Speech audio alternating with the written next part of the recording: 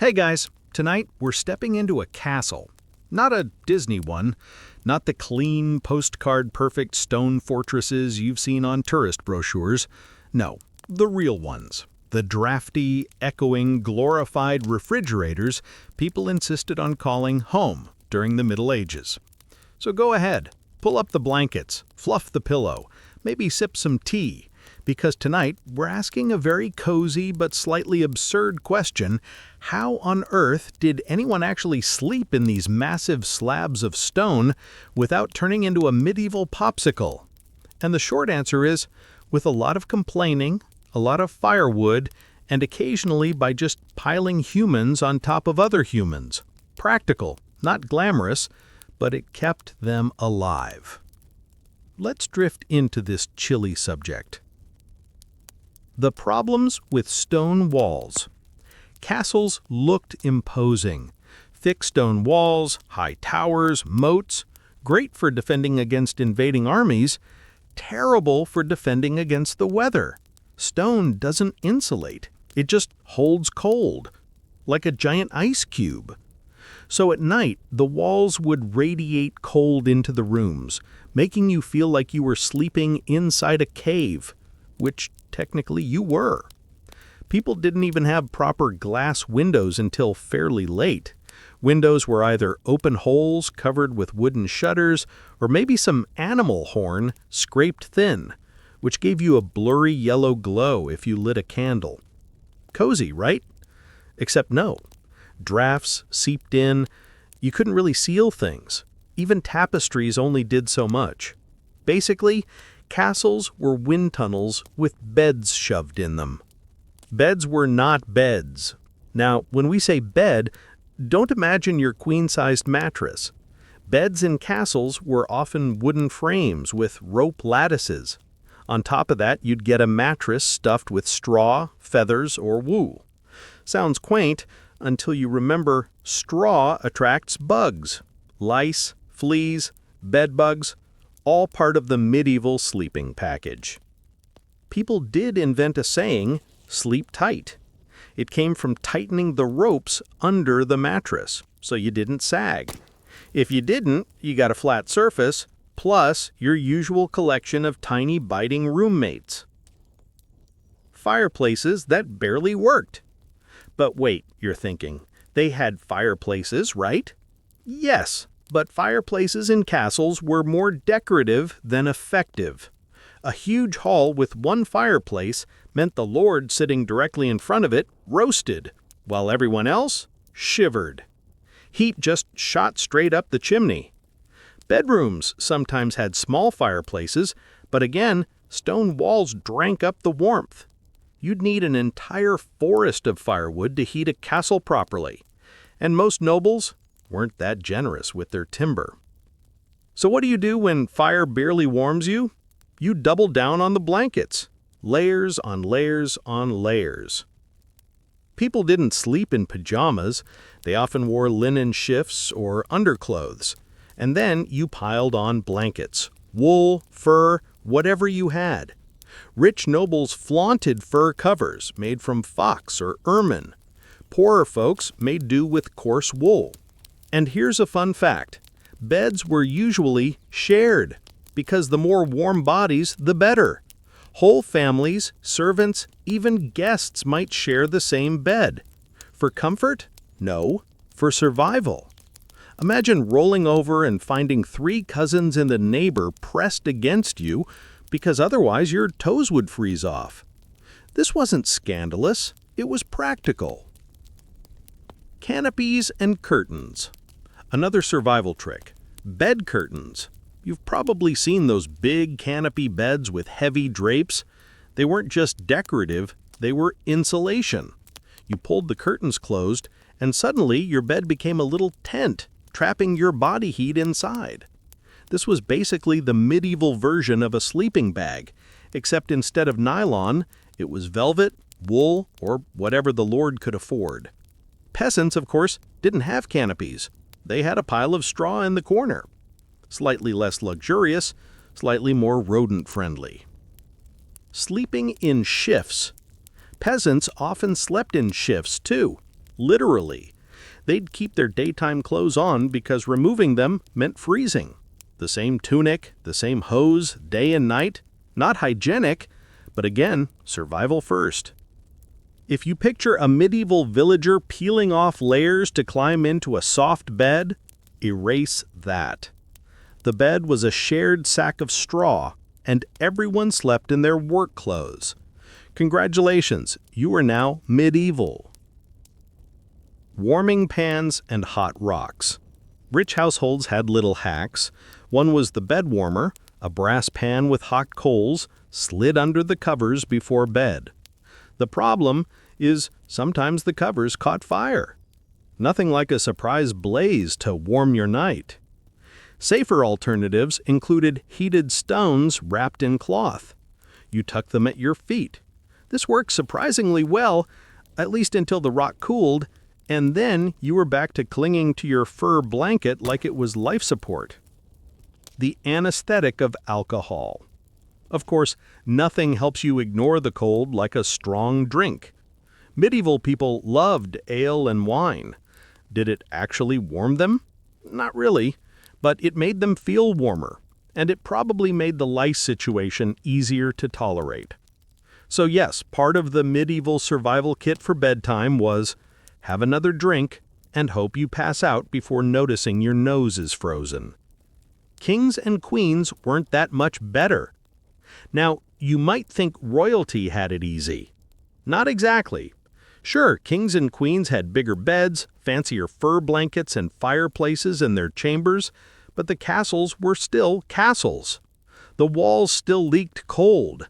Fires still smoked up the room. Rats still scurried under the floorboards. Take Henry VIII, for example. Yes, the one with the wives. His rooms at Hampton Court were draped in velvet and stuffed with servants, yet even he complained of drafts and cold. When even the most powerful man in England, a guy who could chop off heads for fun, couldn't get warm at night, you know everyone else was doomed. Sleeping upright. Here's something even stranger. Medieval people didn't always sleep lying flat. Beds were propped up, so people slept half upright. Why? Several reasons. They thought it was healthier, that lying flat made you drown in your own humors, but also being propped up kept you closer to the rising warm air from fires. Smart, in a depressing kind of way. Plus, when you're wearing 3 tunics, lying flat wasn't exactly comfortable anyway. The collective human furnace. At the end of the day, medieval sleeping boiled down to one big principle: body heat. The more people, the warmer the room. Servants slept in halls together. Peasants packed into one-room cottages with animals literally inside, because cows and sheep gave off heat. If you ever wondered why medieval houses smelled funky, it's because your bedmate might have been a goat. Castles weren't much different.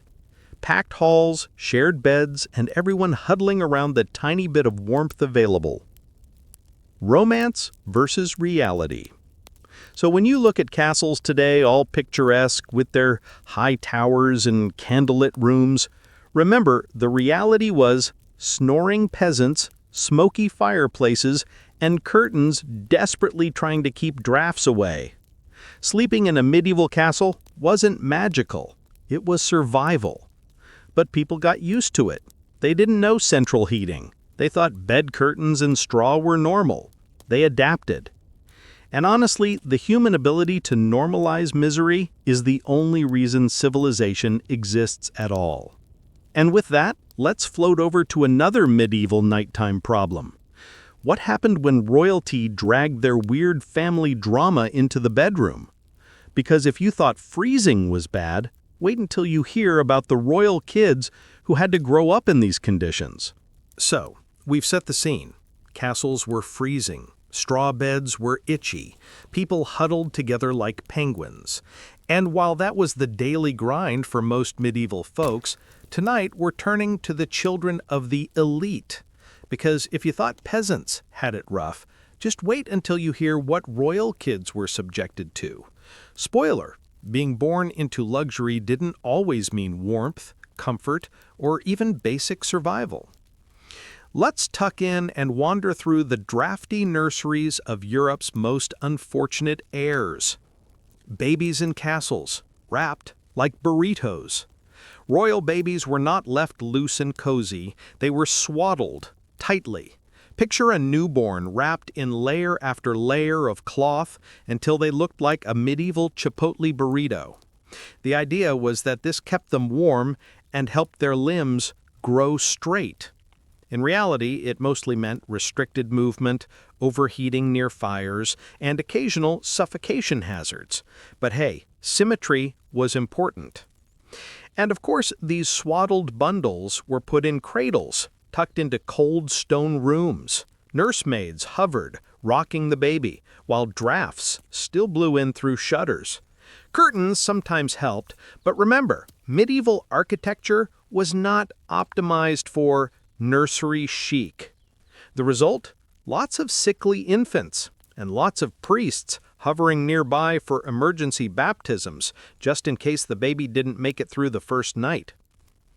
Childhood mortality, the grim background noise.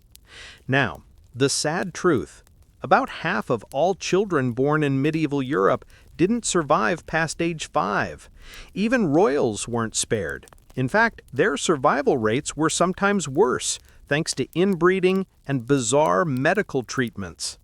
Imagine being a little prince, stuck in a freezing chamber, fed questionable gruel, and treated with leeches every time you sneezed. That was royal health care. You didn't so much grow up as roll the dice every winter. It makes sense why so many heirs didn't live long enough to inherit thrones. Spoiled, in a sad way.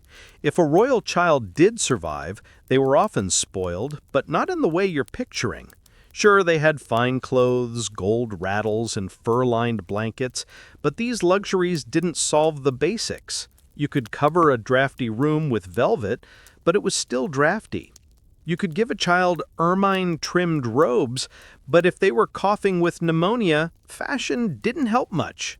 In other words, royal kids often lived in fancy cages, cold, unhealthy, and sometimes lonelier than a peasant child surrounded by siblings, goats, and a smoky fire. Charles II of Spain, the walking example. And now we arrive at one of the saddest case studies. Charles II of Spain, also known as El Hechizado, the Bewitched. He was the ultimate product of royal inbreeding. His jaw was so deformed he could barely chew. His body was frail. He had frequent fevers, and all of this was made worse by growing up in the cold, unhealthy air of Spanish palaces where drafts rolled in like ghostly roommates. Doctors tried to help, of course, but their methods included bloodletting, bizarre diets, and plenty of prayers, none of which warmed a child at night or strengthened his lungs. Charles spent much of his childhood sick in bed, wrapped in furs, while servants whispered that he was cursed. Spoiler, he wasn't cursed. He was just the tragic result of generations of cousins marrying cousins. And while he did technically become king, his entire reign was overshadowed by illness, weakness, and his inability to produce heirs. Basically, a royal childhood disaster that never really ended. Henry VI of England, the Sleepy King. Speaking of fragile royals, let's drift over to England. Henry VI, crowned as a baby, grew up in the drafty halls of Windsor and Westminster. He was deeply religious, gentle, and not the most robust. Cold, stress, and constant political chaos didn't help his mental health. He suffered breakdowns so severe that he sometimes couldn't speak or recognize people. Was it genetic, environmental, the product of being raised in damp stone chambers by ambitious adults who only saw him as a pawn? Probably all of the above. By adulthood, Henry was so fragile that the Wars of the Roses broke out, partly because no one trusted him to rule. Imagine being so sad and sickly that your whole kingdom collapses into decades of civil war. Not exactly a glowing childhood review. Royal nurseries were not cozy.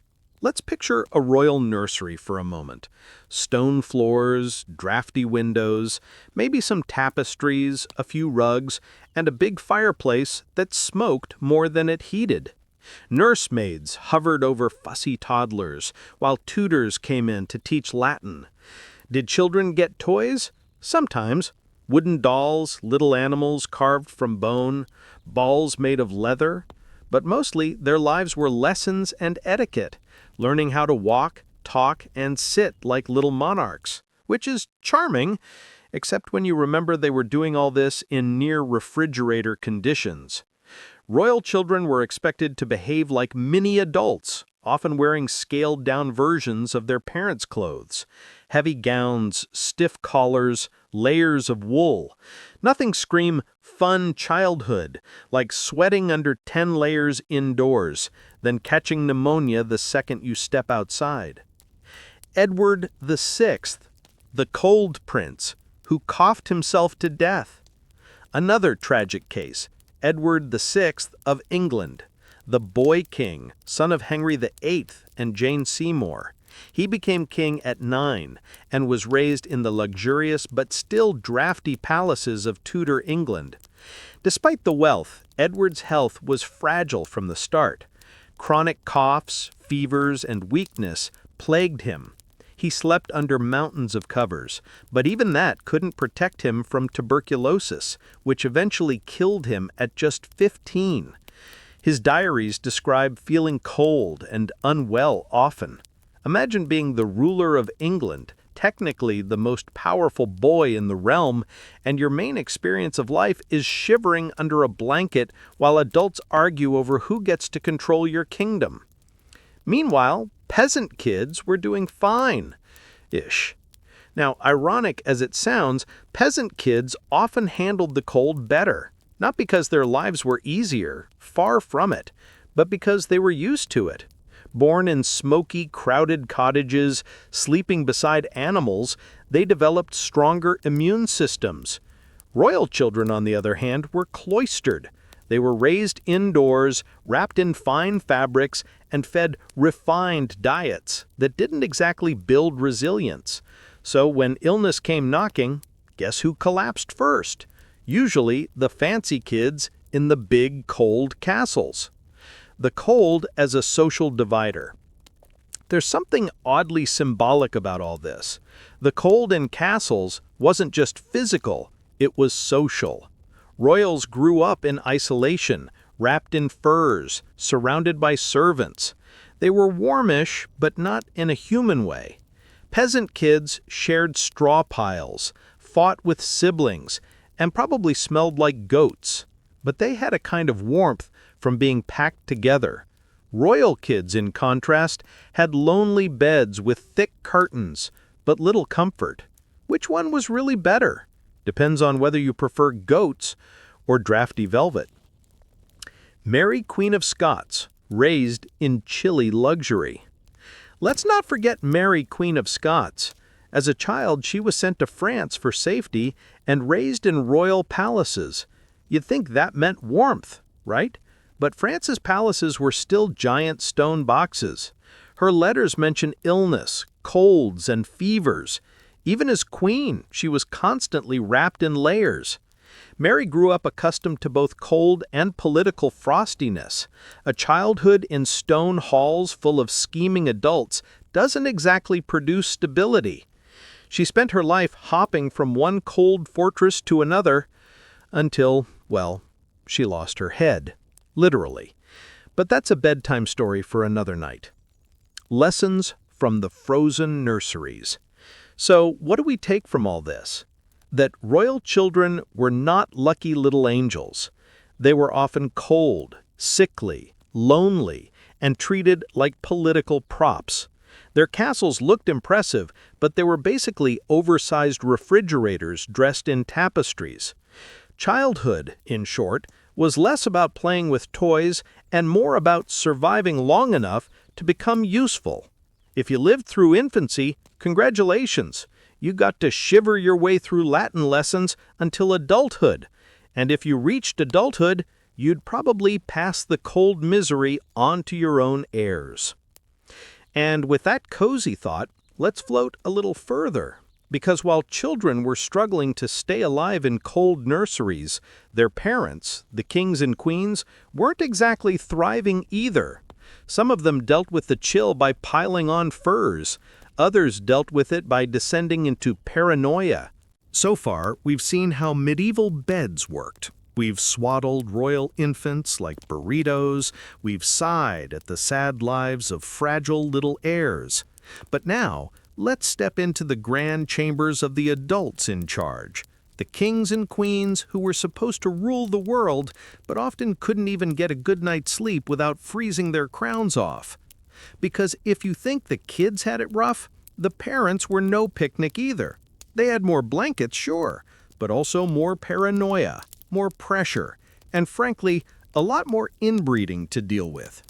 And nothing says solid mental health like being cold, stressed, and genetically fragile. The medieval sleep paralysis demon. Drafts.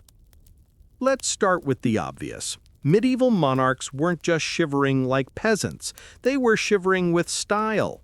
Their bedrooms were enormous, because of course they were. When you're a king, you don't get a cozy little room, you get a massive stone chamber designed more for ceremony than comfort. And the bigger the room, the harder it was to heat. Imagine a single fireplace trying to warm a ballroom. That was the royal bedroom. If you were lucky, you had thick tapestries on the walls and heavy curtains around the bed. But the drafts always found a way in. So there you were, the most powerful person in Europe, huddling under furs, listening to the wind whistle through your castle windows like a bored banshee. Majesty never looked so pathetic. Henry VIII. Big body, cold soul. We have to bring back Henry VIII, not just because he's a historical celebrity, but because his entire life was basically a power move against discomfort. Henry's palaces, like Hampton Court, were filled with fireplaces, servants, and elaborate bedding. But even then, Henry complained of drafts and cold. Which is saying something, because Henry was not exactly dainty. He was a mountain of a man who should have generated his own internal heating system. But no amount of body mass stopped the chill of stone walls. Henry's solution? More furs, more velvet, and more wives. Because why not double down? Unfortunately, none of these solved the issue. He died grumpy, bloated, and still sleeping in a castle that felt like a glorified meat locker. Isabella of Castile. Chilly queen, warmer faith. Isabella of Castile, yes, the one who bankrolled Columbus, also spent her life in stone fortresses that were more damp cave than palace. She coped the medieval way, with layers. Chroniclers describe her swaddled in wool and fur, often huddled in bed while still wearing half her clothes. It didn't slow her down, though. She still managed to unify Spain, kickstart the Inquisition, and generally make life miserable for everyone else. Which just goes to show, being cold doesn't stop you from being ruthless. If anything, maybe it fueled her bad mood. Charles VI of France. The Mad King in the Cold. Now let's float to France. Charles VI, also called Charles the Mad. He ruled during the late 13th and early 14th centuries, and his reign was a disaster. Charles suffered from terrifying bouts of psychosis. He thought he was made of glass. He ran through the halls screaming. He forgot who his family was. Not great qualities for a king. And what was the medical treatment? Keep him in cold, drafty chambers, of course. Wrap him in blankets, pray a lot, maybe throw in some bleeding and herbal remedies. That'll fix it, right? Spoiler, it didn't. Charles spent decades spiraling, while France collapsed around him. His cold, unhealthy environment certainly didn't help his fragile mental state. Because if you're already paranoid, Hearing the wind howl through your chamber at midnight isn't exactly grounding. Catherine de' Medici, Curtains and Paranoia. Speaking of France, Catherine de' Medici, queen consort in the 16th century, was obsessed with her personal safety. She had her own network of spies, her own astrologers, and an intense paranoia about being poisoned. Did she sleep well in her castles? Absolutely not. She had elaborate bed curtains and screens to try and block drafts, but also to keep assassins at bay. Imagine being so paranoid you're basically living inside a velvet panic room. The irony? All the curtains in the world couldn't stop the cold, or the betrayals, or the fact that half her children ended up as sickly monarchs who died young. Curtains can only do so much. Mary Tudor, bloody, cold, and miserable. Mary I of England, known as Bloody Mary, had one of the most tragic upbringings. Shuffled between castles, often isolated from her mother, she grew up in drafty halls full of political drama. By adulthood, Mary was bitter, lonely, and perpetually ill. Her reign wasn't much warmer. She suffered phantom pregnancies, depression, and endless political failures. Did the cold stone walls contribute? Probably not directly, but when you're already depressed, sleeping in a freezing room doesn't exactly lift the mood. So yes, Mary lived cold, died cold, and left a reputation just as icy.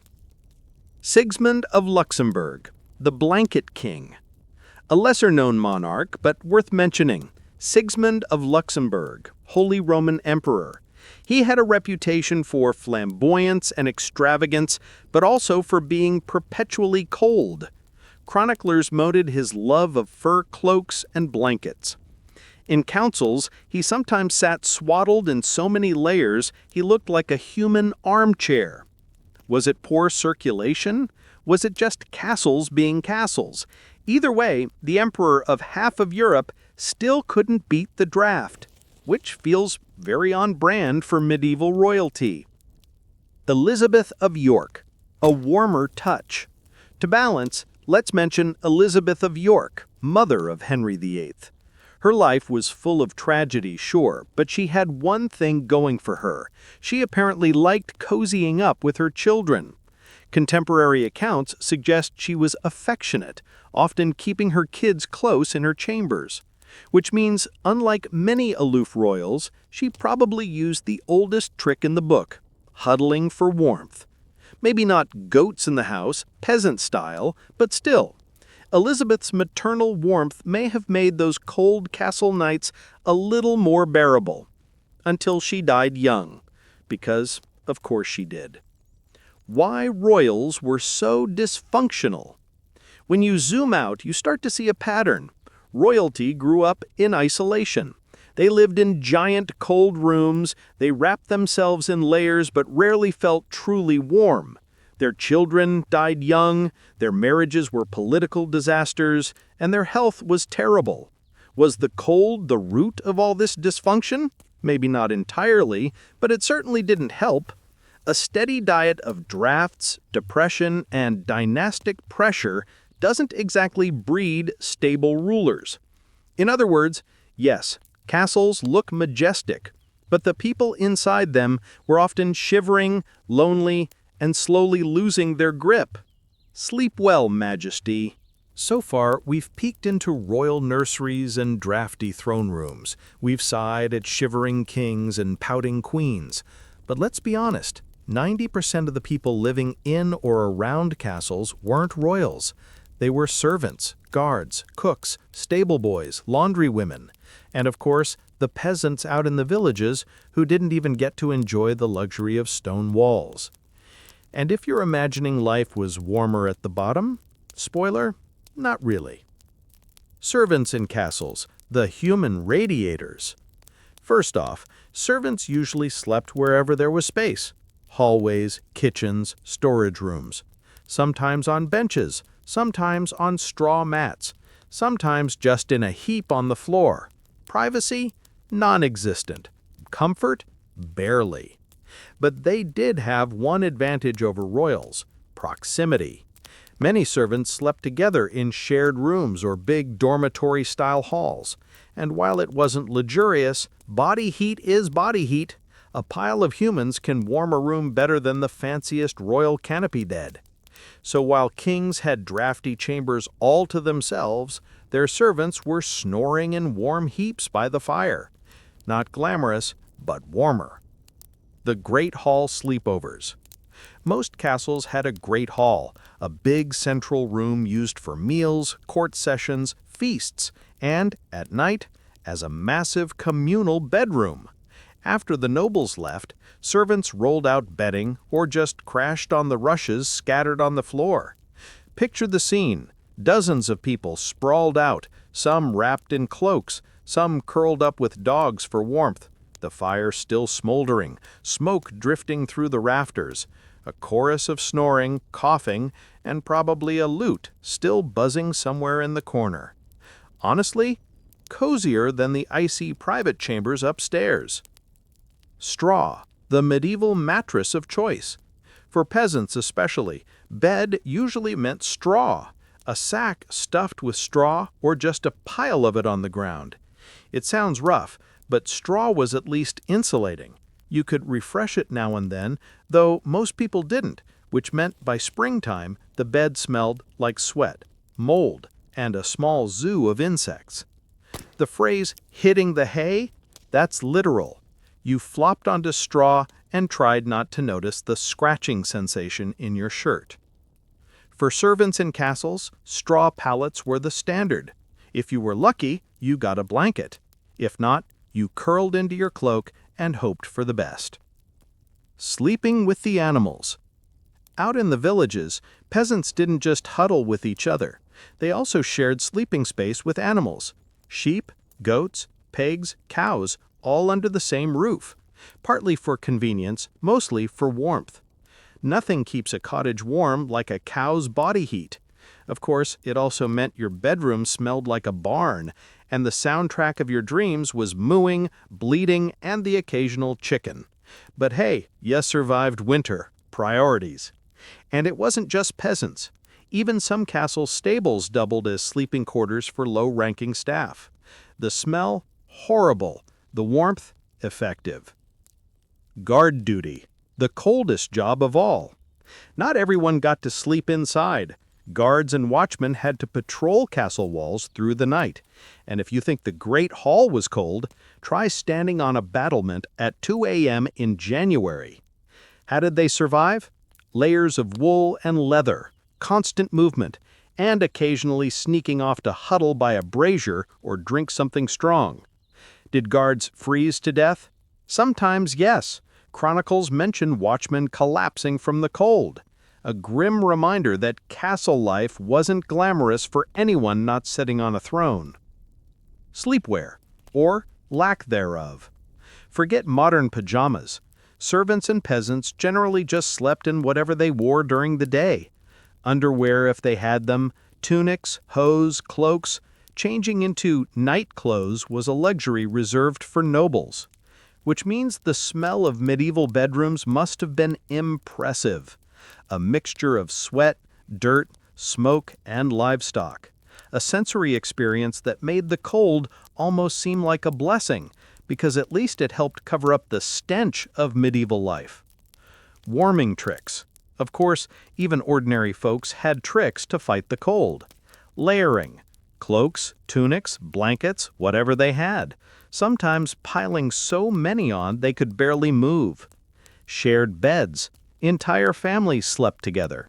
Parents, kids, maybe grandma too. It wasn't weird, it was survival. Dogs. Not just pets, but literal bed warmers. A small dog curled at your feet could make a real difference. Drink. Ale, wine, mead, enough to make you forget your toes were numb. None of this was glamorous, but it kept people alive through winters that could otherwise be deadly. Peasants versus nobles. Who slept better? Here's the irony. Nobles had fancier bedding, servants, and fireplaces. But they also had huge drafty rooms.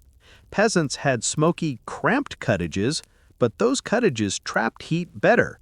So in a weird twist, a peasant family packed into a single-room hut with a cow might have slept warmer than the king upstairs in his lonely, cold stone chamber. Comfort? No. Warmth? Surprisingly, yes. The smell factor. We can't skip this part. Medieval bedrooms, whether castle halls or peasant cottages, did not smell fresh. Rushes on the floor collected food scraps, dirt, and worse. Straw beds went unchanged for months. Animals added their contributions. Fires filled the air with smoke. If you ever time-traveled back to a medieval night, the first thing you'd notice wouldn't be the draft, it'd be the smell. Cold might have been miserable, but at least it helped cover up the stench of medieval life. Servants and sleep schedules. Another thing, medieval servants rarely got a full night's sleep. They were expected to be on call at odd hours, stoking fires, carrying chamber pots, guarding doors. Sleep was broken into chunks. Some historians think segmented sleep was common across society. People went to bed early, woke up in the middle of the night for a few hours, then slept again until dawn. What did they do during those middle hours? Pray, talk quietly, maybe sneak in a snack. For servants, it was probably just more work. So if you think your modern sleep schedule is a mess, remember, medieval servants basically invented insomnia. Monks and castles, the wholly sleepless. We should also note the monks. Castles often had chapels, staffed by clergy, and monks had strict night schedules, midnight prayers, dawn prayers, constant chanting. Their beds were simple wooden pallets with thin mattresses in cold stone cells. Warmth was considered a luxury, or worse, a sin. So monks endured the cold as a form of discipline.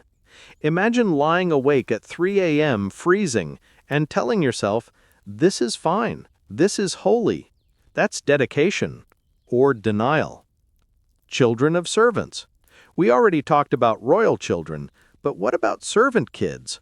Some servants lived in castles with their families. Their children usually slept in the same crowded rooms as their parents or tucked into corners near the kitchen hearth. It wasn't comfortable, but the kitchen was one of the warmest places in the castle. Honestly, being the cook's kid might have been one of the best gigs for warmth. At least you fell asleep with bread smells instead of drafty silence. Romance in the Great Hall? Not really.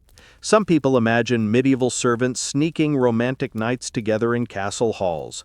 The truth is, less poetic. With dozens of people snoring around you and the smell of unwashed feet wafting in the air, romance probably wasn't a top priority. Survival and warmth came first. Affection could wait until spring. The castle as a symbol of endurance. In the end, castles weren't designed for comfort. They were fortresses. Survival was the goal, not coziness. Servants, peasants, nobles, everyone suffered through the cold in their own way. Blankets, animals, bedmates, alcohol, and sheer stubbornness kept them alive. And if you're lying in bed right now, under your modern duvet, in a heated room, with maybe a fan humming softly in the background, congratulations! You've already beaten 99% of medieval Europe in the sleep game. And with that, let's float toward part 5. Because while servants were huddled by the fire and peasants were cuddling goats, the royals upstairs were inventing new ways to make their lives even stranger. From bizarre sleeping habits to full-on nocturnal meltdowns, the dysfunction of cold castle life didn't stop when the sun went down. So far, we've seen that peasants and servants had one advantage. They didn't overthink things. They went to bed in a pile, maybe with a goat, and hoped not to freeze. Royals, on the other hand, they had the money to complicate everything. Because what's the fun of being king or queen if you can't make bedtime into a full-blown ritual of paranoia, discomfort, and questionable medical advice? Sleeping with guards watching. Let's start with the obvious. Paranoia. Kings and queens slept in private chambers, yes, but private is doing a lot of work here. Most royal bedchambers doubled as a mini audience hall.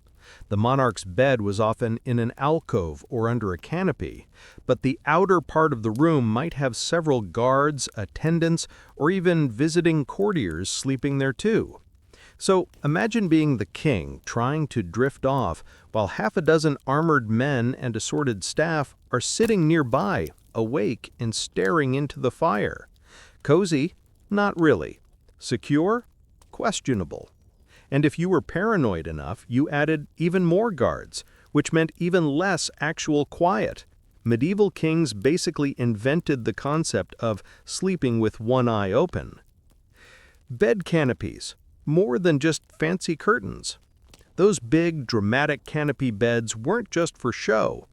They were draft blockers. Heavy curtains could be pulled all around the bed, making a little insulated cocoon. But of course, royals turned this into a symbol of power. The richer you were, the more elaborate your canopy. Embroidered silk, gold thread, entire tapestries draped over the bed. It was supposed to impress visitors, even though the real reason was simply, I don't want to freeze while I'm drooling in my sleep. So yes, that royal canopy bed was basically a glorified tent in the middle of a freezing stone room. Physicians and bedtime advice. Royal doctors, of course, had opinions, TMP. Sleep was tied to the four humors in medieval medicine. Too much phlegm? Sleep on your right side. Too much black bile? Sleep on your left. Kings were instructed to avoid heavy meals before bed, not because of indigestion, but because bad vapors would rise from the stomach to the brain. Some doctors even warned against too much sleep itself because it could dull the intellect. So if a king was lying awake at night, freezing, hungry, and deeply uncomfortable, that was often on doctor's orders. Medieval medicine, making insomnia worse since day one. Night terrors and superstitions. Now, cold rooms plus medieval diets often led to restless sleep. Add in superstitions, and you had a royal recipe for nighttime drama. Kings reported nightmares of demons sitting on their chests, which today we'd probably call sleep paralysis. They believed witches or evil spirits were sneaking into their chambers at night. Some even demanded priests bless their bedrooms before bed just in case. So while peasants were snoozing with pigs, royals were sweating under 3 blankets, convinced the devil was in the rafters. Truly, everyone suffered in their own way. The king's bed as a political stage. Here's another wrinkle. The king's bed wasn't just for sleeping. It was a political stage.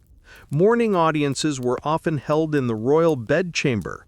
Courtiers and officials gathered while the king sat up in bed, half-dressed, sometimes still yawning.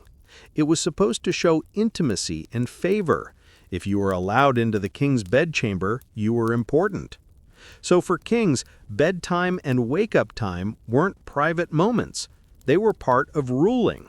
Imagine trying to get a good night's sleep knowing that at dawn 30 nobles would tromp in to watch you sip your first cup of watered-down wine.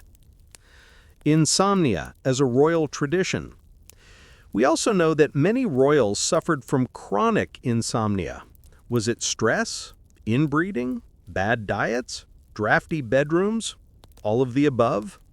Chroniclers describe monarchs pacing at night, summoning attendants for late-night conversations, or demanding midnight feasts. The castle kitchen staff must have loved this. Just as they settled into their straw pallets, the king decided he wanted roast venison at 2 a.m.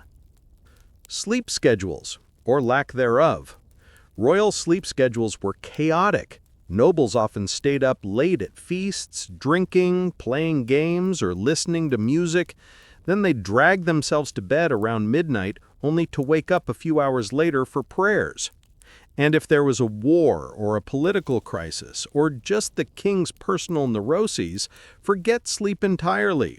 Some monarchs went days on end with only short naps, which probably explains a lot of questionable decisions in medieval politics. Bed sharing with nobles. Another oddity. Royals often shared beds with other nobles, not romantically, just as a weird form of bonding. Beds were valuable, and in cold castles, sharing made sense. A visiting ambassador might be invited to share the king's bed as a gesture of trust. It sounds awkward today, but back then it was perfectly normal. Nothing says diplomatic friendship like snoring shoulder to shoulder with your sovereign.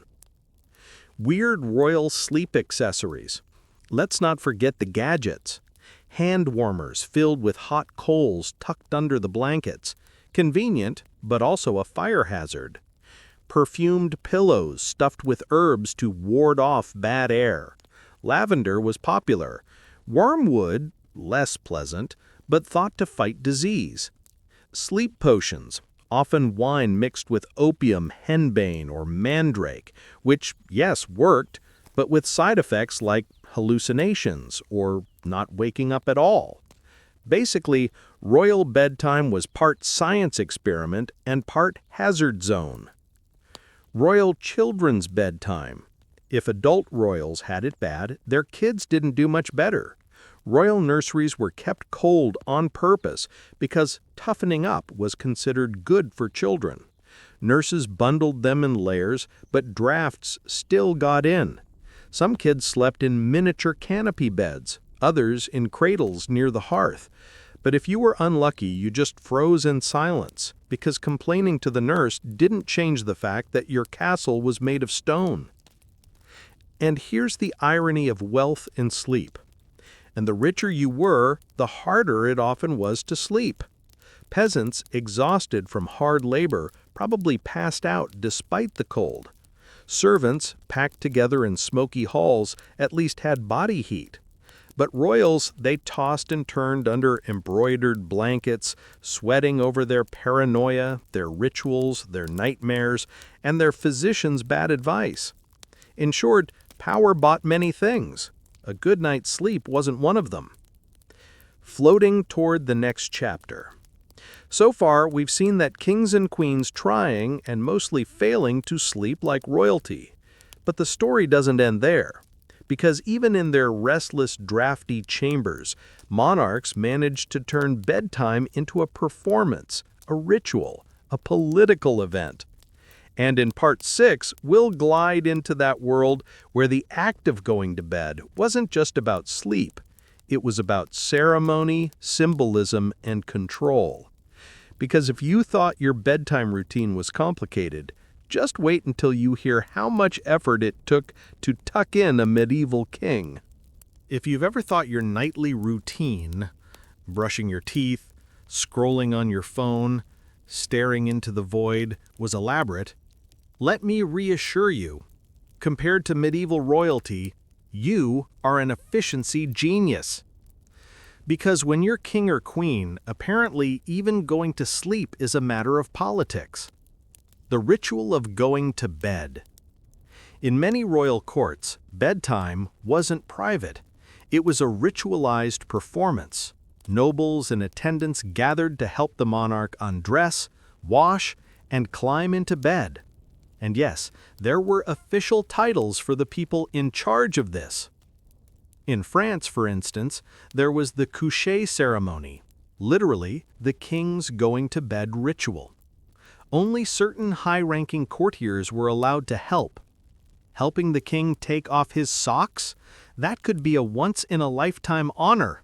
Awkward, yes. Prestigious? Absolutely. And in England, a similar tradition existed. Attendants with titles like Groom of the Stool, yes, that stool, and Gentlemen of the Bedchamber were assigned to manage royal hygiene and bedtime affairs. Imagine dedicating your life to tucking in someone else. Career goals. Undressing as a political privilege. The act of helping a monarch undress wasn't just practical, it was symbolic. Touching the king's clothing, seeing him in a vulnerable state, it was a sign of ultimate trust. Courtiers competed for the right to hand the king his nightshirt or hold the candle by the bed. These moments gave rare, intimate access. You could whisper petitions, ask favors, or just make yourself unforgettable in the king's mind. So yes, medieval politics often hinged on who got to hold the royal slippers. Beds as thrones. The royal bed wasn't just for sleeping, it was also a throne. Monarchs often received visitors while reclining or sitting up in bed, especially in the mornings. This waking up ceremony, called the lever, was just as political as the coucher. The bedchamber became a half-private, half-public space. Courtiers lined up to watch the king yawn, stretch, sip watered-down wine, and issue orders for the day. Privacy didn't really exist. Your most intimate space was also your office. Imagine answering work emails while still under the blankets. That's basically medieval kingship. Attendants everywhere. Royal bedchambers were rarely empty. Guards, chamberlains, scribes, servants all had duties that required them to be in or near the room at night. So while the king curled up behind bed curtains, outside those drapes, a handful of people whispered, shuffled papers, or snored softly. Some guards even slept sitting up in chairs by the fire. The result? A monarch was never alone. Cozy? Not really. Political? Definitely.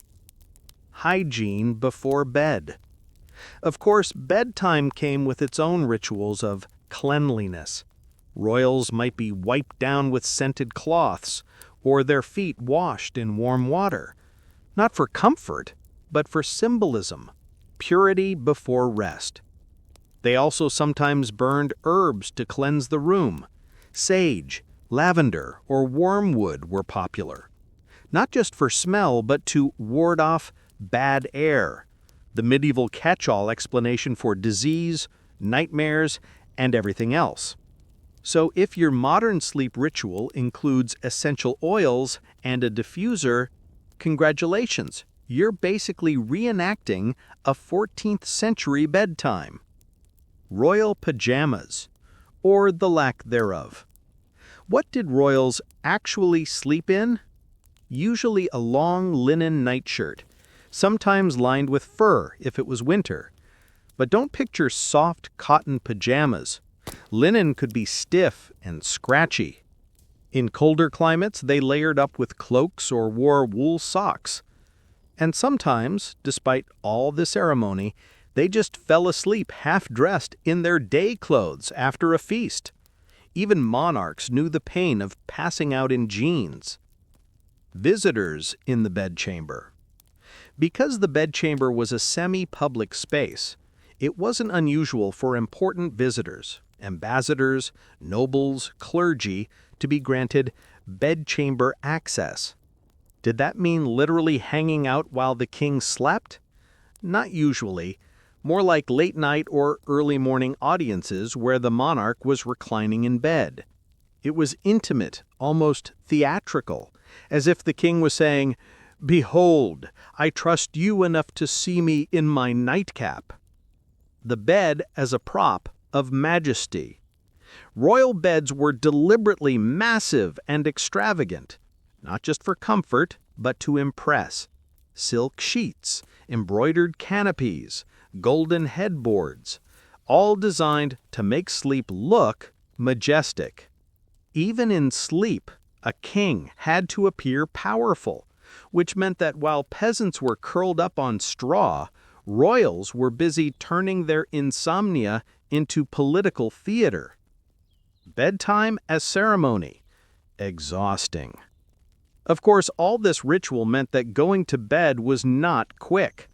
By the time the attendants bowed, the garments were removed, the prayers said, the herbs burned, the curtains drawn, and the guards stationed, the king was probably wide awake again.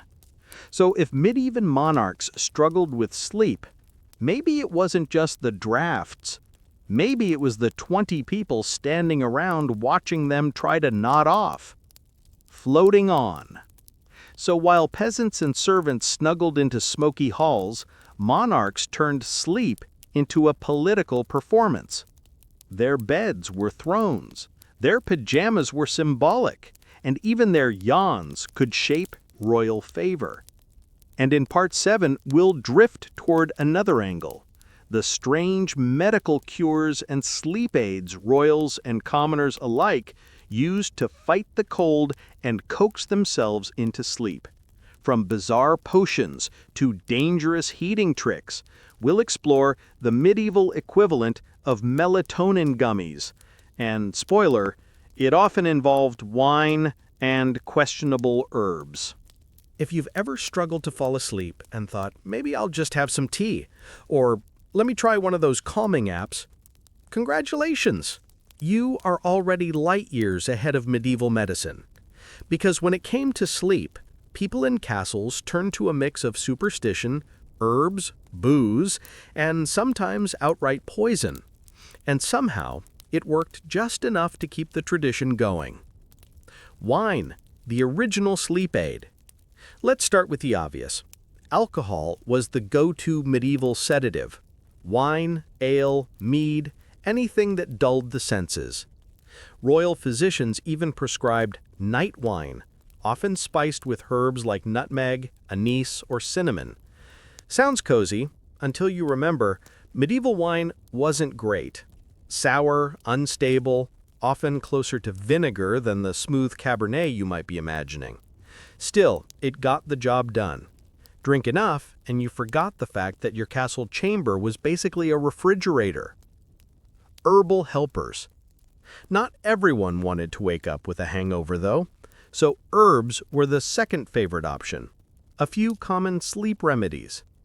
Poppy seeds, mild sedative effect sometimes baked into bread.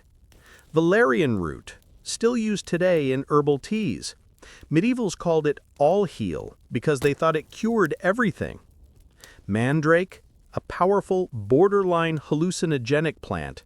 Too much could kill you, but in smaller doses, it knocked you out cold. Henbane, same deal. Mildly poisonous, but hey, at least you got some shut-eye. Basically, bedtime tea could be anywhere on the spectrum between chamomile and accidental overdose. Sleep pillows. A surprisingly wholesome trick was the herbal pillow. People stuffed little sachets of dried lavender, rose petals, or sage under their heads. Not only did it smell better than the rushes on the floor, but it also supposedly warded off bad vapors. So yes, your lavender pillow spray today? Medieval approved. Bath before bed. For the wealthy, another trick was a warm bath. Heated water was a luxury, but if you could afford it, soaking before bed was both relaxing and warming. Doctors even prescribed lukewarm baths to balance the humors before sleep. Of course, they had to carry and heat all that water by hand, so it wasn't exactly convenient. Still, nothing beats crawling into a cold bed after you've been warm for half an hour. A trick that hasn't aged a bit. Bed warmers. Now, here's where things got more dangerous. Bed warmers were metal pans filled with hot coals slid under the blankets to preheat the bed. Sounds clever, until you remember these were literal burning embers placed next to linen sheets stuffed with straw. Yes, medieval people routinely risked setting themselves on fire just to stay cozy. And yes, there are records of beds and entire rooms going up in flames because someone overdid it. Still, it was one of the most popular tricks. Because honestly, freezing or burning, some nights it probably felt like a fair gamble. Stones and bricks. If you weren't rich enough for a fancy bed warmer, you improvised. People heated stones or bricks by the fire, then wrapped them in cloth and tucked them into bed. Basically a medieval hot water bottle. Servants did this for nobles, carrying the warmed stones into the chamber before bedtime. Not glamorous, but effective. The power of pets. We've mentioned dogs as foot warmers, but let's give them a little spotlight. Medieval dogs weren't just guards or hunters, they were literally called comfort dogs. Nobles let them curl up in the bed, partly for warmth, partly for companionship. Cats less so. They were useful for catching mice, but less cuddly. Plus, in some periods, cats got tied up with superstition about witchcraft. Dogs were the preferred sleep buddies. So, if you're sleeping with a dog at your feet tonight, congratulations! You've joined a centuries-old tradition. Spells and charms. For those more spiritually inclined, sleep didn't come without a little magic. Priests might bless a bed with holy water. Amulets or charms were sometimes hung above the headboard to ward off nightmares. One popular charm was writing the names of the three magi, Caspar, Melchior, and Balthazar, on a piece of parchment and slipping it under the pillow. Supposedly, it protected you from evil spirits while you slept. It was basically the medieval version of a dream catcher. Diet and bedtime rules. Doctors gave plenty of dietary advice for sleep. Avoid beans, they said, too gassy. Avoid cheese, it caused nightmares. Don't eat too much meat late in the evening, or the vapors would cloud your brain. Instead, they recommended light suppers of bread, broth, or porridge, and of course, a bit of warm spiced wine, because doctors never really stopped recommending wine. Opium and stronger stuff. When all failed, royals sometimes turned to opium-based remedies. Apothecaries mixed powders with wine to make potent sleep potions. These worked, but also came with side effects like addiction, confusion, or never waking up. So yes, medieval kings were essentially experimenting with early sleeping pills, and sometimes the cure was worse than the insomnia. The humble cloak. But sometimes the best sleep aid was the simplest one, a cloak. Nobles often slept wrapped in their outdoor cloaks, fur side turned inward. They layered them on top of blankets for extra warmth. It wasn't fancy, it wasn't dangerous, it just worked. Which might explain why cloaks remained in use for centuries, even as bed canopies and herbal concoctions came and went. Sleep by exhaustion. And finally, we shouldn't underestimate the most common sleep aid of all, sheer exhaustion. Most medieval people, peasants, servants, even nobles, were tired. Long days of work, endless obligations, uncomfortable living conditions. When your body is that worn out, sometimes you don't need a potion or charm. You just collapse. In that sense, medieval sleep wasn't so different from today. Half the population was just too exhausted to care how cold or drafty their room was. Floating toward what's next. So, while you drift under your duvet, medieval sleepers were juggling hot bricks, questionable herbs, blessed charms, dogs, and the occasional dose of opium, all in the name of a good night's rest. And yet, despite all these tricks, sleep in castles was never truly comfortable. It was survival, not luxury. In Part 8, we'll drift into another side of the story, architecture itself. Because the way castles were built, with stone walls, drafty halls, fireplaces, and tapestries, shaped how everyone slept. And spoiler, insulation wasn't exactly a medieval priority. We've talked about kings pacing in paranoia, servants curled up in smoky halls, and peasants huddled with livestock. But behind all of this was the architecture itself. The design of medieval castles was about defense first, comfort second, and sometimes sleep didn't even make the list. So let's float through those corridors and chambers and see how the very stones shaped the way people rested. Stone walls, beautiful but miserable. Castles look majestic today. Thick stone walls, towering battlements, vast chambers echoing with history.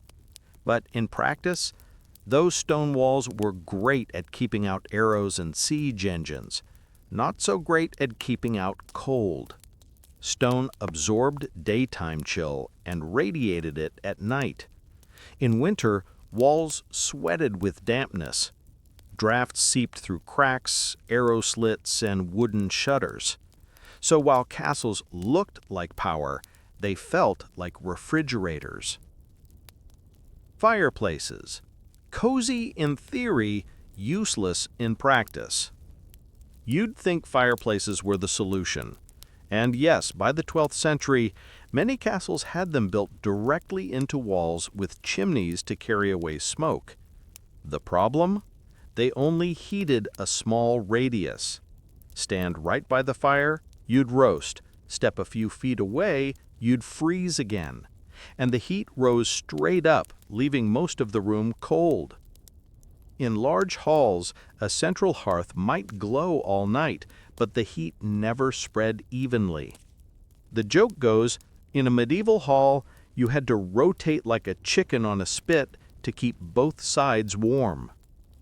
Tapestries and hangings. Since fireplaces didn't do much, people turned to wall hangings. Heavy wool or velvet tapestries helped insulate rooms, covering stone with fabric. And of course, royals turned this into another status symbol. Tapestries weren't just insulation, they were art, propaganda, and wealth on display. So when you picture a medieval king sleeping under a canopy with scenes of unicorns and battles hanging around his chamber, yes, it was decorative, but also very practical draft control. Carpets and rushes. Floors were another problem. Stone or packed earth was freezing, so floors were covered with rushes, bundles of reeds scattered across the ground, sometimes mixed with herbs to mask the smell of whatever else got trapped down there. Wealthier nobles started using carpets, though not like modern wall-to-wall. These were smaller, often laid near the bed or hearth. They helped insulate feet from the cold, but mostly they were symbols of luxury. So while carpets said prestige, they also quietly whispered, "My toes aren't freezing." Windows. Pretty, but drafty. Early castle windows were just arrow slits, narrow gaps in the walls. Later, larger windows appeared, sometimes with shutters or even bits of glass in the richest castles. But glass was rare and expensive, so most windows were covered only by wooden shutters, and wood doesn't seal perfectly. Cue endless drafts. In winter, many people just stuffed straw or cloth into the gaps. Not elegant, but better than a constant icy breeze. Bed alcoves and rooms within rooms.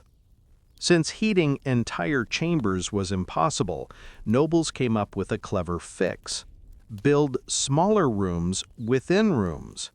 Beds were tucked into alcoves or surrounded by wooden paneling, creating little cocoons. Pull the curtains, close off the alcove, add a brazier nearby. Suddenly you had a microclimate inside your massive chamber. So in a way, medieval people invented the tiny house concept, but only inside giant stone fortresses. The Great Hall as a sleeping zone. Architecturally, the Great Hall was the heart of the castle. Big, central, usually with a hearth, and at night it doubled as a sleeping space for dozens of servants, guards, and sometimes guests. It wasn't comfortable, but it was efficient. Everyone could share warmth, and one fire could, sort of, serve many.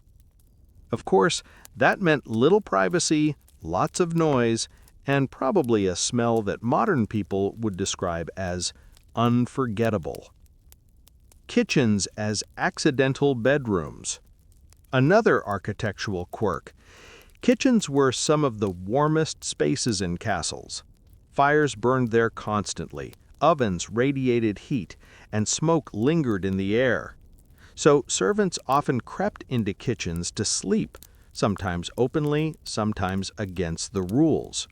Sleeping near the bread oven might have been the medieval equivalent of sleeping with an electric blanket. Guard rooms and towers.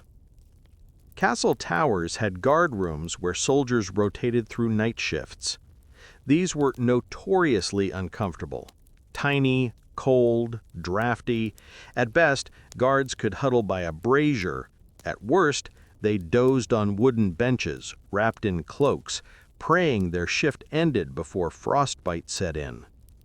The architecture kept enemies out, sure, but it also kept warmth out. Ceilings and drafts. Another detail, vaulted ceilings. Beautiful, but impractical. High ceilings let heat rise away from the people below. A chamber with a lofty ceiling could look magnificent, but feel like a wind tunnel. Which is why so many nobles relied on canopy beds. Curtains weren't just for privacy, they were low-tech insulation. Basically, indoor camping. Dampness and mold. Stone castles weren't just cold, they were damp. Moisture seeped through walls and floors. Fires helped a little, but they also filled rooms with smoke, so sleepers often had to choose between breathing damp air or smoky air. Neither was pleasant, and both probably led to endless coughs, wheezes, and the sense that bedtime was less about rest and more about survival. Architecture and social divide. It's worth noting not everyone in the castle slept in the same conditions. The lord and lady, private chambers, insulated with tapestries and canopies, but still drafty. Servants, halls, kitchens, stables, huddled together. Guards, towers and gatehouses, exposed to the worst drafts. And peasants outside, small cottages that, while smoky, often held heat better than giant castles. So, ironically, the peasant's smoky hut might have been warmer than the king's vast, drafty chamber.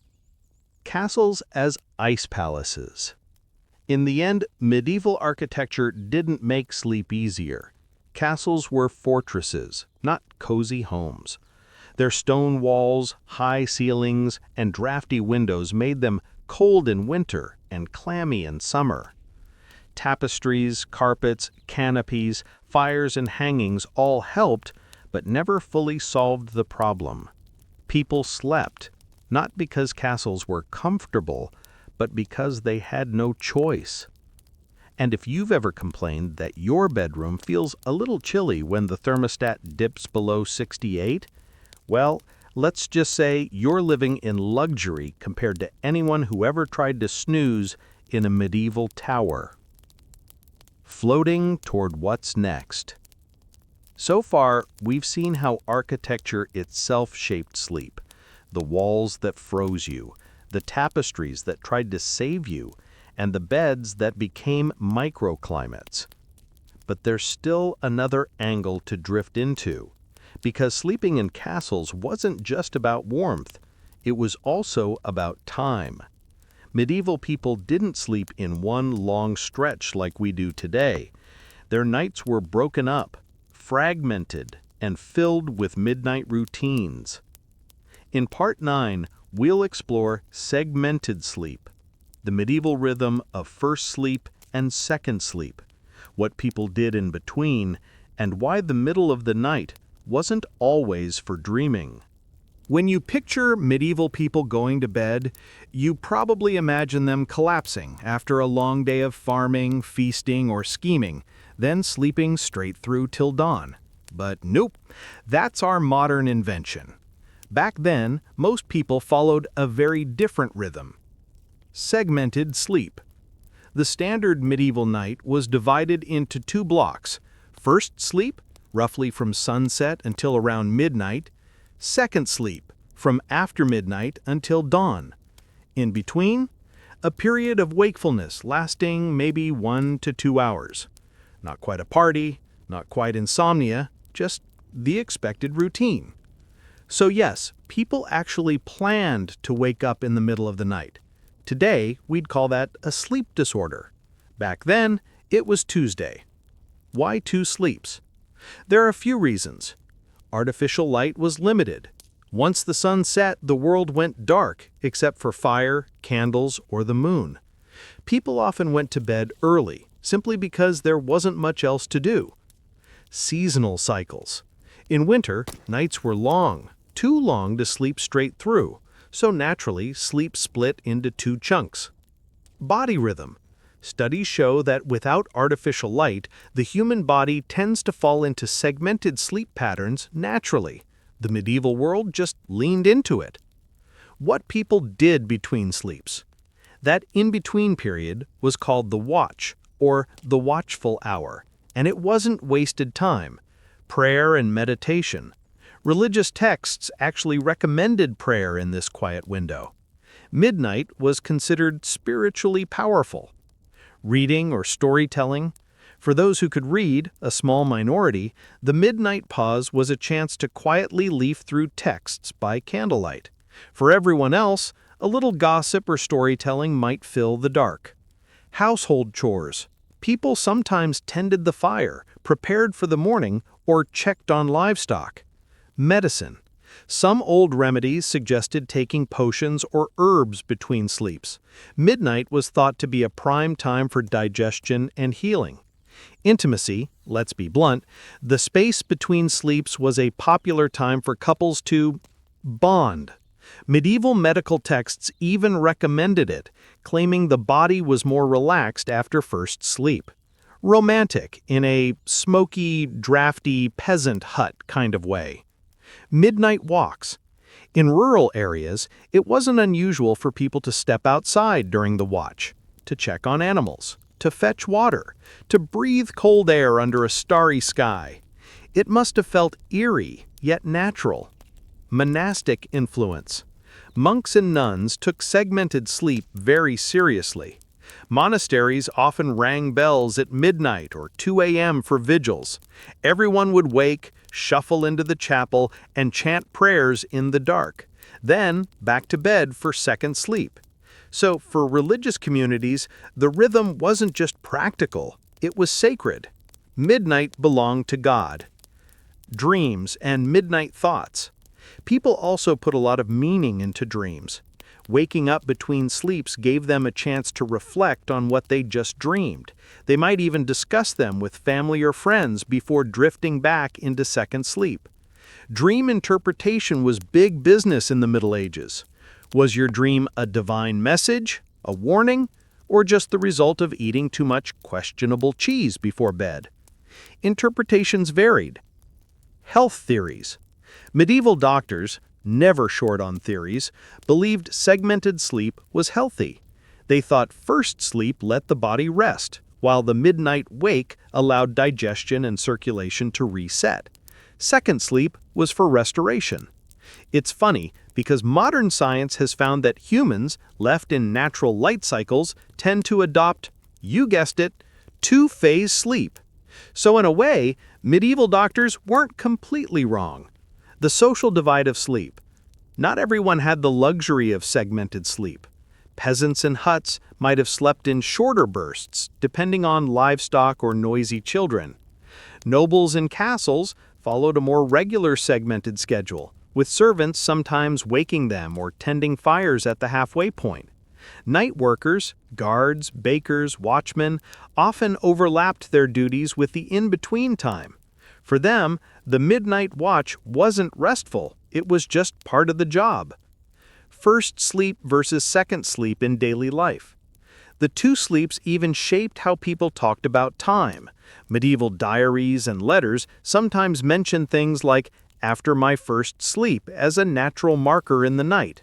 It was so normal that nobody bothered to explain it, which is probably why modern readers were baffled when historians first pieced this together. We'd lost the habit. So why don't we still have segmented sleep? Blame artificial light. The invention of gas lamps, then electricity, let people stay up later. Instead of going to bed at sunset, people shifted toward one consolidated sleep closer to midnight. Industrial work schedules also demanded regularity. Factories wanted workers alert in the morning, not wandering around at midnight between sleeps. So the modern 8-hour straight model won out. But for most of history, that wasn't the norm. Sleep as a flexible experience. For medieval people, sleep wasn't rigid, it was flexible. If you were tired, you napped. If you woke in the middle of the night, you did something useful. If your sleep was split in half, well, that was just the way life worked. It wasn't efficient, but it was human. Floating toward the next topic. So, that's segmented sleep, a natural broken rhythm that shaped medieval nights, filled with prayer, chores, gossip, dreams, and the occasional midnight snack. But of course, not all sleep was equal. While nobles cocooned in canopies and peasants huddled by fires, there was an even stranger layer of the medieval world: the medical advice about sleep. Because doctors, scholars, and self-proclaimed experts had plenty to say about how you should sleep, where you should sleep, and even what position was healthiest. So in Part 10, let's explore medieval medical theories of sleep, the do's, don'ts, and downright weird recommendations of the time. We've already seen castles were cold, beds were drafty, and sleep was often segmented. But in the Middle Ages, there was always someone with an opinion about how you should sleep. Enter the medieval physician. They had theories for everything, not just illness or diet, but posture, clothing, timing, temperature, even which side of the bed was correct. The four humors and sleep. Central to all medieval medicine was the theory of the four humors: blood, phlegm, black bile, and yellow bile. Your personality, health, and sleep were all thought to depend on these. Doctors believed that balancing humors meant balancing sleep. Excess phlegm, heavy, sluggish sleep, recommended sleeping on the right side. Excess black bile, melancholy, and insomnia, recommended sleeping on the left side. Excess yellow bile, irritability, and feverish nights, suggested cooling herbs before bed. Excess blood, restlessness, advised bloodletting or lighter meals in the evening. So if you woke groggy, it wasn't your bed, your blanket, or the freezing draft. It was probably your humors being out of balance. Sleep positions. Medieval texts obsess over sleep posture. The correct position was usually lying on your left side, head slightly elevated. This supposedly helped digestion and allowed vapors to circulate properly. Some physicians warned against sleeping on your back. It could cause nightmares or even allow phlegm to rise to the brain. Yes, literally. And stomach sleeping? Considered extremely dangerous. Medieval manuals claimed it could suffocate you or lead to evil dreams. Evening diet recommendations. Doctors were very specific about what you could and couldn't eat before bed. Avoid beans, onions, cabbage, and cheese. They were believed to produce noisy vapors that disturbed sleep. Eat light: bread, broth, porridge, or small portions of meat. Wine and spiced drinks? Allowed in moderation because they relaxed the humors. Overeating or heavy feasts were blamed for nightmares and restlessness. So medieval sleep hygiene wasn't just a suggestion, it was a medical imperative. Warmth and bedtime. Temperature was crucial. Doctors recommended layered bedding, linen sheets closest to the body, wool blankets on top, fur wraps for the coldest nights. For the wealthy, bed warmers, metal pans filled with hot coals, were acceptable despite the fire hazard. For the less fortunate, extra clothing and body heat from pets or other people sufficed. Herbal remedies and sleep potions. Herbs were medicine, food, and sleep aid all in one. Physicians commonly prescribed valerian root for calming restlessness, poppy-based potions for sedation, mandrake or henbane for deep, almost narcotic sleep. Some remedies were subtle, others deadly if dosed wrong. But desperate for sleep in freezing conditions, many nobles and peasants alike took the risk. Mid-sleep activities and medical advice. Remember segmented sleep? Doctors had advice for that too. During the waking period, one could pray, meditate, or perform light chores. Avoid stressful conversation or arguments. Too much excitement could spoil your second sleep. Gentle stretching or massage was occasionally recommended to relax the muscles and balance the humors. Basically, the middle of the night wakefulness wasn't free time, it was a prescribed humor-balancing interlude. Dreams as diagnosis. Dreams were taken seriously in medical theory. Physicians often believed that disturbed sleep or nightmares indicated humor imbalance or illness. Vivid, restless dreams, too much heat in the body. Nightmares, excess black bile or evil influences. Sleepwalking, imbalance of humors or bad diet. So doctors weren't just giving you potions, they were also trying to interpret your sleep. Clothing and nightwear. Proper nightwear was considered essential for health. Linen or wool garments for insulation, caps for the head, since heat was thought to escape from the crown, socks or wraps for feet. Avoid tight clothing that restricted circulation. Even in bed, how you dressed could be medically significant. Loose, breathable layers were the rule. Common sense versus tradition. Some advice seems practical, like layering blankets or avoiding overeating. Some seems absurd, like lying on a specific side because of phlegm. But the underlying logic was the same. Medieval people treated sleep as both survival and medicine. In cold, damp castles, getting rest was a health-critical act, and if doctors could convince you to layer blankets, sip wine, or pray at midnight, all the better. Doctors, scholars, and folklore. Medical texts often mixed folklore with science. One recipe might call for a poultice of herbs under the pillow, another for a recitation of psalms, another for a drop of opium in wine. The result? A strange hybrid of superstition and observation. Some remedies worked, some didn't. Some were fatal, but all reflected the importance of sleep in medieval life. Floating toward the next chapter.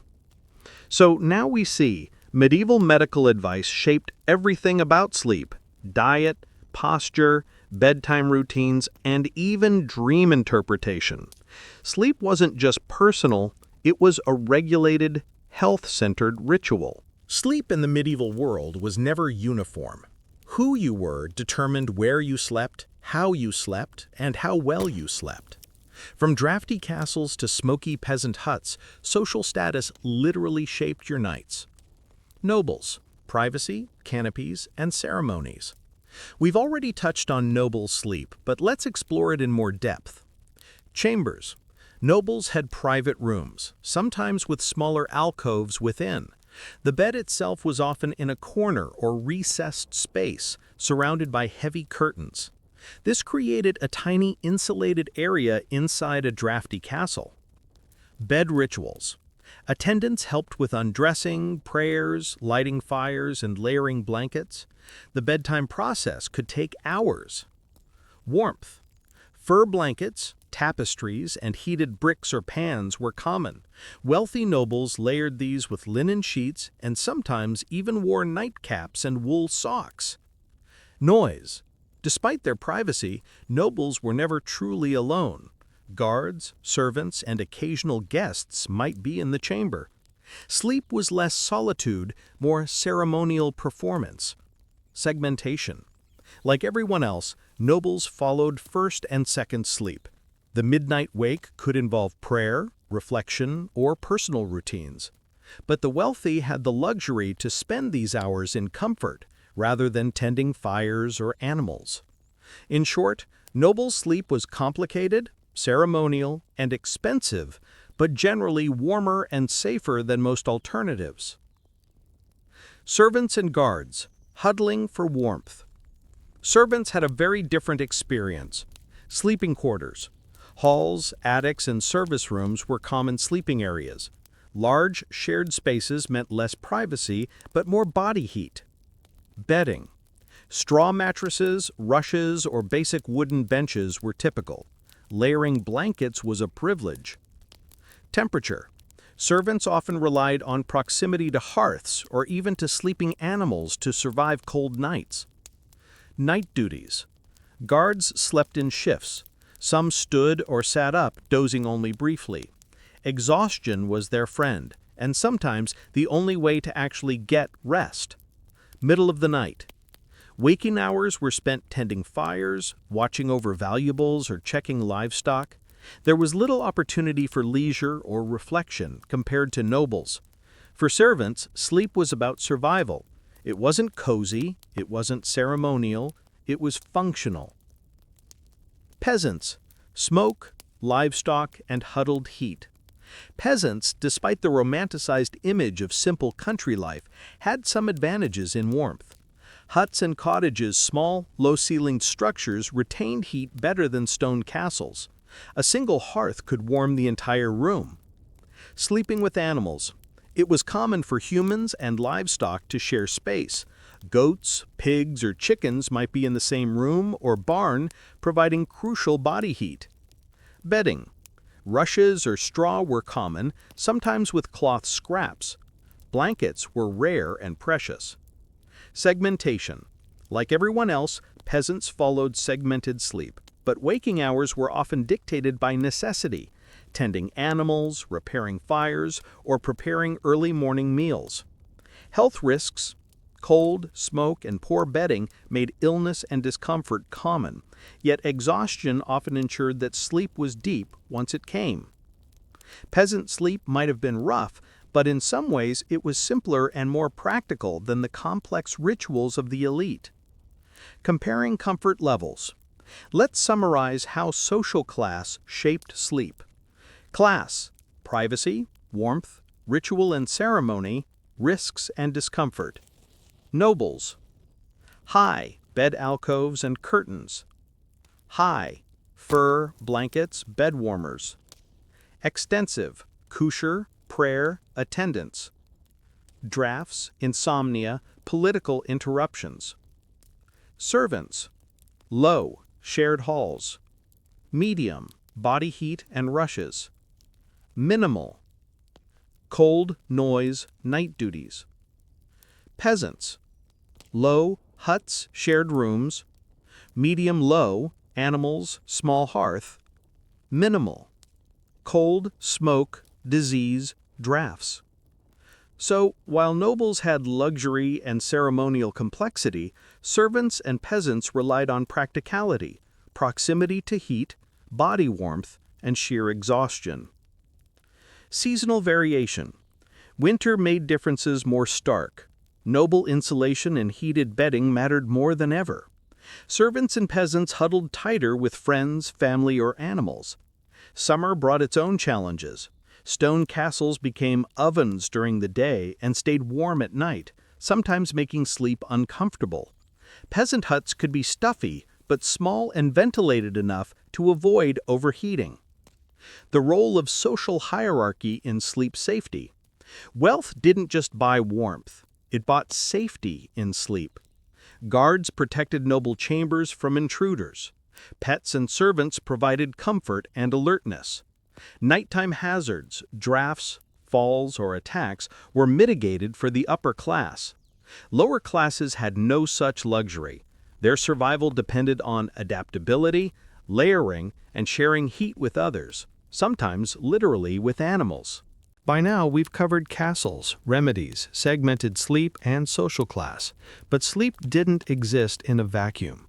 It shaped medieval society, from the rhythms of work to the timing of prayers and the way people interacted. Sleep and the daily work rhythm. Medieval life was structured around daylight and tasks. Sleep patterns directly affected productivity. Peasants. First sleep began around sunset. After the midnight watch, they might rise to feed animals or tend fires before going back to second sleep. Morning work started with the sun, plowing, sowing, harvesting, or chores. Servants. Night duties complicated sleep. Guards rotated shifts. Kitchen staff monitored fires and food. The segmented schedule allowed brief rest, then return to necessary tasks. Nobles. Sleep influenced leisure and governance. Nobles woke after second sleep, attended prayers, ate, and engaged in administrative or ceremonial duties. Segmented sleep allowed private reflection or meetings during the midnight interval. So sleep patterns dictated the rhythm of medieval society. Everyone's work was calibrated around natural darkness, exhaustion, and human circadian rhythms. No alarm clocks needed. Religious practices. Sleep shaped religion, and religion shaped sleep. Monastic life. Monks and nuns slept little compared to others. Nighttime vigils, prayer, and chants were scheduled between first and second sleep. Their lives were punctuated by sleep breaks designed to honor God. Lay people. Daily prayers sometimes coincided with segmented sleep. People might wake for midnight devotion, light a candle, say a short prayer, then drift back to bed. Spiritual interpretations. Sleep was seen as vulnerable time. Waking at night allowed reflection, confession, or the chance to meditate on dreams. Bad dreams could be interpreted as messages from God or omens, influencing decisions for the day. Religion and sleep were intertwined. Bedtime wasn't just physical rest, but a spiritual rhythm. Health and longevity. Sleep practices influenced health, for better or worse. Benefits: segmented sleep allowed the body to rest in intervals, balance humors, and digest meals. Sleeping with others provided warmth. Bedtime rituals and herbs could help calm the nervous system. Risks: drafts, cold stone, dampness, and poor bedding caused respiratory problems and illness. Overly hot fires or bed warmers could burn or cause smoke-related issues. Excessive reliance on opium or strong potions had obvious dangers. Class differences. Nobles were insulated from extreme discomfort, servants endured harsh drafts, and peasants relied on practicality. These differences shaped mortality, resilience, and the overall experience of medieval life. Social and cultural effects. Sleep wasn't private, it was socially embedded. Ceremony. For nobles, sleep was part of courtly performance. Attendance, rituals, and even the bed's location reinforced hierarchy. Shared warmth. For servants and peasants, sleeping in groups created social bonds. Sharing blankets, body heat, and even animals reinforced community survival. Nighttime activities. Midnight wakefulness fostered creativity, reflection, storytelling, and gossip. Songs, tales, and traditions were passed during these hours. Urban versus rural differences. In cities, noise, overcrowding, and fires shaped sleep. In rural villages, darkness and distance from neighbors dictated rhythms. Cultural norms adapted accordingly. Seasonal variations and festivals. Sleep also influenced cultural life through the year. Winter. Longer nights meant longer first sleeps, but also more midnight activity. Hearths burned constantly. Feasts and gatherings occurred indoors, impacting both sleep and social rituals. Summer. Short nights meant shorter first sleep. People often napped during the day or adjusted routines to match agricultural or work needs. Festivals. Sleep patterns shifted during holidays. Candlemas, Christmas, and harvest festivals brought extra wakefulness, feasting, and celebration. Segmented sleep allowed time for both ritual and rest. Sleep, gender, and family life. Family structure influenced sleep. Couples shared beds when possible for warmth. Nobles often slept separately due to ceremonial rituals, but commoners relied on shared warmth. Children. Young children sometimes slept with parents or in group spaces for warmth and protection. Night waking was common for feeding or care. Women and sleep. Pregnant or nursing women often required extra warmth and padding. Midwives' advice sometimes influenced sleeping arrangements. So, sleeping practices were practical, social, and protective, shaped by both biology and culture. Sleep as a mirror of society. Ultimately, sleep in the Middle Ages reflects societal structures: nobility, ritual, comfort, hierarchy; servants, function, rotation, survival; peasants, practicality, adaptability, communal warmth. Sleep patterns mirrored social divisions, architecture, and medical theory. Even the simplest act of lying down at night connected individuals to broader social, religious, and natural rhythms.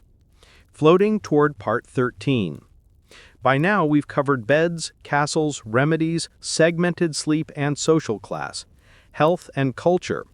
In Part 13, we'll drift into the myths, legends, and stories people told about sleep, from nightmares and spirits to folklore about dreams, sleepwalking, and ghostly disturbances.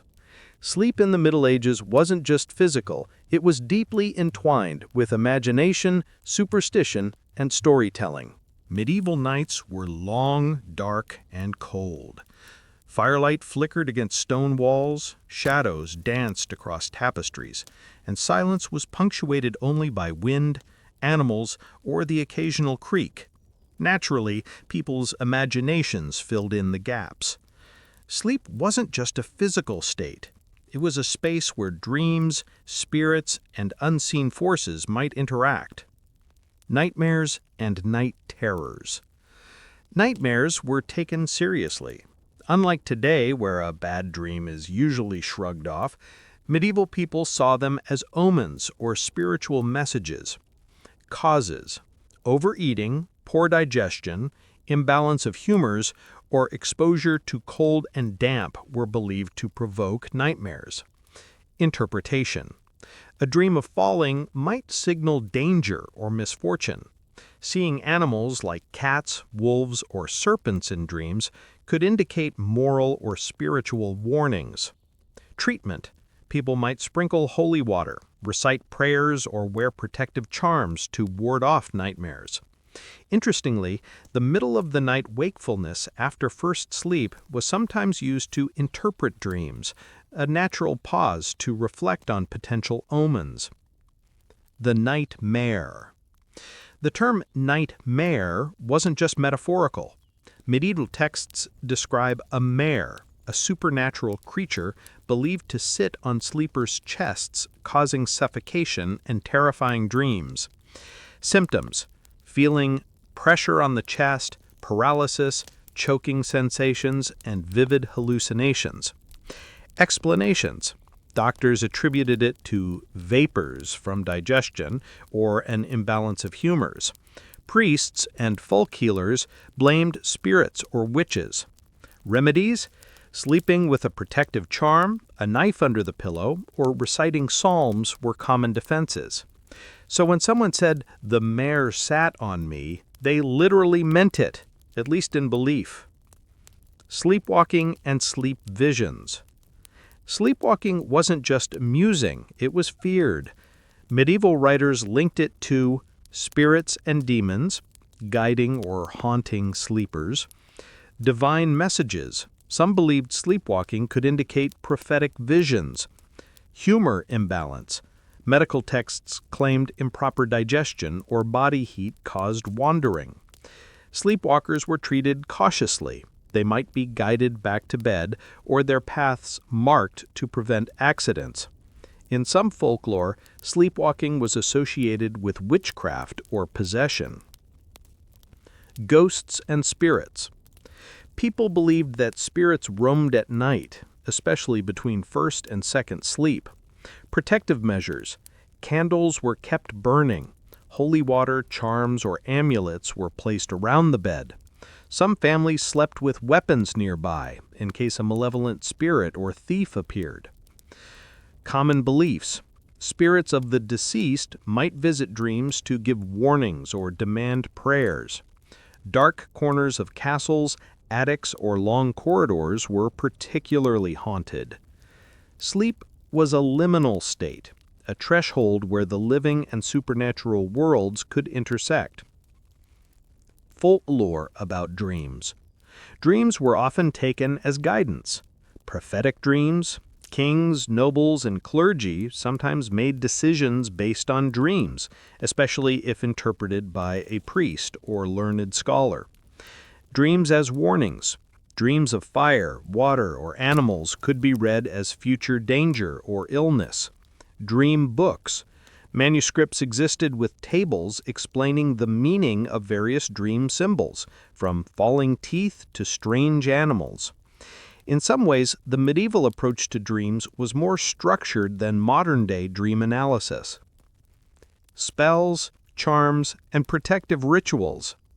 To safeguard sleep, people relied on a variety of magical measures. Amulets, often inscribed with protective words, biblical verses, or symbols. Herbs, lavender, rosemary, and sage were thought to protect against nightmares and evil spirits.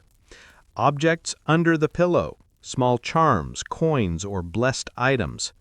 Incantations, simple prayers or chants recited before sleep to ensure protection. Even if these measures had no physical effect, they offered psychological comfort, crucial in drafty, freezing castles. Nighttime superstitions. Other widespread beliefs included witches and sorcery. Certain nights were considered dangerous when witches could curse sleepers or cause illness through dreams. Moon phases. Sleep quality was often attributed to the moon. Full moons could cause restlessness. New moons encouraged deep sleep. Animals as omens. Cats, owls, and dogs were seen as messengers of good or bad luck, depending on behavior at night. Medieval people approached sleep cautiously. Every sound, shadow, or dream could have meaning. The night was a world full of potential peril, both natural and supernatural. Sleep in the Middle Ages didn't start at a precise bedtime. Evening routines, meals, and beverages played a big role in preparing the body and mind for rest, or sometimes preventing it altogether. Evening meals. Evening meals varied by class. Peasants, simple fare, bread, pottage, thick vegetable or grain stew, perhaps some cheese or salted meat. Meals were early, often before sunset. Heavy food was avoided because it could disturb sleep. Servants ate leftovers from the Lord's table or simpler versions of the household meal, often ate late if duties demanded. Nobles, lavish feasts weren't uncommon, but overindulgence was discouraged before bed. Food might include roasted meat, bread, fruits, and sometimes wine. Smaller, lighter snacks closer to bedtime were preferred. Physicians believed overeating at night caused humoral imbalance, nightmares, and restless sleep, so even kings and queens were advised to avoid midnight gluttony. Drinks before bed. Beverages had both practical and medicinal roles. Water, often unsafe for drinking due to contamination. Boiled or filtered water was rare. Ale and beer, common for peasants, safer than water. Small amounts could relax and warm the body before sleep. Wine, nobles often sipped wine in moderation, sometimes spiced with herbs or honey, thought to aid digestion and balance humors. Milk, warm milk, was sometimes recommended for children or the weak. Herbal teas and decoctions were used medicinally, sometimes to calm nerves or induce sleep. Valerian, chamomile, or lavender were popular choices. Herbs and nighttime remedies. Herbs weren't just for medicine, they were part of evening routines. Lavender and rosemary placed under pillows or in sachets to ward off nightmares. Valerian root, consumed or placed near the bed to calm restlessness. Rue, sage, or thyme, sometimes burned to purify air or repel spirits. These herbs helped with comfort, scent, and psychologically a sense of safety in otherwise chilly, drafty spaces. Evening chores. Evening wasn't all about meals. Chores influenced bedtime. Peasants fed animals, repaired fires, checked fences, or prepared tools for the next day. Sleep followed completion of tasks. Servants cleaned kitchens, tended fires or prepared noble chambers. Guards began rotations, sometimes overlapping with first sleep or midnight wakefulness. This meant that bedtime was flexible and determined as much by work as by exhaustion. Evening entertainment and rituals. Nobles often engaged in small evening rituals or leisure activities, storytelling or reading aloud, music and song, prayer or reflection, especially before first sleep. For everyone else, storytelling, gossip, or simple family conversation filled the hours. Evening routines helped the mind wind down or prepare for reflection during the midnight watch. Timing and segmented sleep. Evening routines naturally prepared people for segmented sleep. First sleep. After finishing chores, meals, and prayers, people would settle down for the first block of sleep. Midnight wakefulness. Herbs, prayers, or light activities filled the interval. Second sleep. After reflection or duties, people returned to rest until dawn. Evening food and drink directly influenced how easily people transitioned between these phases. Heavy meals could disturb first sleep. Warming drinks or herbs aided relaxation. Superstitions around food. Some superstitions governed evening consumption, avoiding certain foods that caused bad dreams, as e.g., beans, onions, or cabbage. Specific herbs or drinks were believed to protect against spirits during sleep. Meals were timed to align with humoral balance, not just convenience. So the dinner table was indirectly shaping dreams, nightmares, and comfort. Alcohol, stimulants, and sleep. Wine or ale was common before bed, but overindulgence caused restless sleep. Conversely, a small glass could relax humors and warm the body. Peasants' ale was safer than water and often consumed in small amounts. Nobles, wine or spiced drinks were part of nightly routine, sometimes blended with calming herbs. Alcohol was both medicine and luxury, a tool for warmth and relaxation when used carefully. Floating toward Part 16. Evening routines, food and drink show how medieval sleep was a holistic experience. It wasn't just a bed, a blanket, or a warm chamber. Diet, chores, rituals, and herbal aids all contributed to whether one slept peacefully, suffered nightmares, or woke in discomfort.